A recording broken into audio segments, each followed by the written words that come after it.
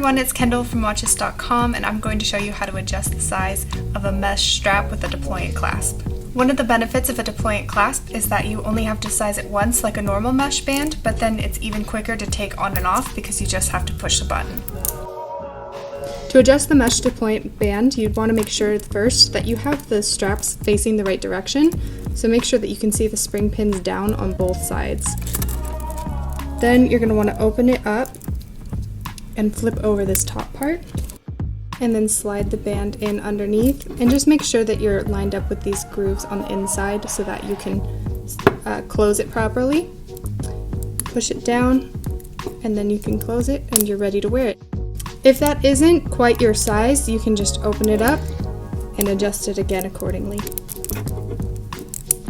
And then you're all set. Thanks for watching. For more tips and videos, please subscribe below. And if you like the watch that I've been using in the video, this is the Halograph 2 Automatic Blood Moon by Zarek, and we will put a link in the description for where you can buy it on our website. Thanks!